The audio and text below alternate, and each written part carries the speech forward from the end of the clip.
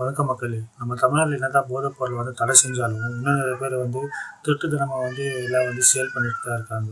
So அது பார்த்திங்கன்னா சில கிராமத்துங்கள ஊருங்கள் இதெல்லாம் தொடர்ந்து நடந்துக்கிட்டு தான் இருக்குது. இப்போ இது ஒரு நடந்த இன்சிடென்ட் கூட ஒரு ஊரில் நடந்திருக்கிறதா, பட் ஒரு ஊர் பேர் இன்னும் தெரியல, மென்ஷன் பண்ணல. ஸோ அந்த பகுதியை வசித்த பெண்மணி அந்த கஞ்சாவை குடிமை தட்டி கேட்க போயிருக்காங்க. இங்கே இதெல்லாம் ஏன் பண்ணுறீங்க, இதெல்லாம் செய்யக்கூடாது சொல்லியிருக்காங்க. ஸோ அதை கேட்க போன அந்த பெண்மணியை அந்த நபர்கள் அவங்க தாக்கி மண்டையை உடிச்சு ரத்தம் வரபடியே அவங்க செஞ்சுருக்காங்க. அது மட்டும் இல்லாமல் அவங்க கூட சப்போர்ட்டுக்கு போன ஒரு 6 நபரை கூட தாக்கியிருக்காங்க.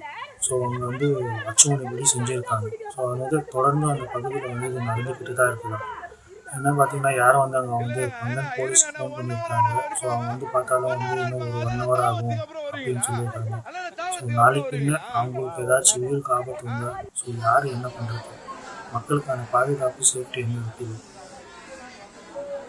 ஆட்சி மாறினாலும் இன்னும் நம்ம தப்பு செய்யுங்க திருந்த மாட்டுறாங்க. எவ்வளோ தான் சட்டத்துக்கு கடுமையான சிஸ்டமில் கொண்டு வந்தாலும் இந்த மாதிரி திட்டத்தனமாக வித்துட்டு தான் இருக்காங்க. ஸோ அந்த பெண்மணி அந்த வீடியோவில் அவங்க யார் யார் அதுக்கு காரணம்னு அவங்க பேருங்களை சொல்கிறாங்க.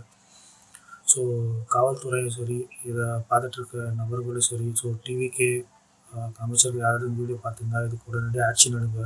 ஸோ மக்களாகி நீங்கள் இது பார்த்துட்டு இருந்தால் இந்த காணொலியில் நிறைய பேருக்கு ஷேர் பண்ணுங்கள். ஸோ அந்த பெண்ணுடைய வீடியோ கூட நான் இல்லை ஷேர் பண்ணுறேன், அதை பாருங்கள். அதை பார்த்து உங்களால் முடிஞ்ச அளவுக்கு உங்களோட உதவி நிறைய பேருக்கு ஷேர் பண்ணி அவங்களுக்கு தண்டனை கிடைக்க வைங்க. இனிமேல் எந்த ஊர்லேயும் இந்த மாதிரியான ஒரு சம்பவம் நடக்கக்கூடாது.